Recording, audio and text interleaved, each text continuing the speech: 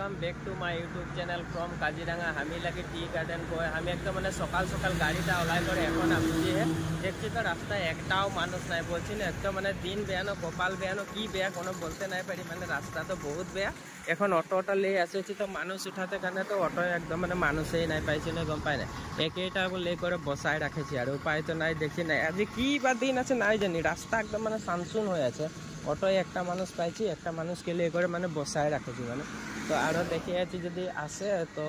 নাই হবে আরেকটা গাড়ি এসে গেলে তো এখন যেতেই লাগবে একজন বসে আছে গাড়ি আর মানুষ না একজনকে বসায় রাখেছি আর এখন মানে একজনকে ले করে আমি যেতে লাগবে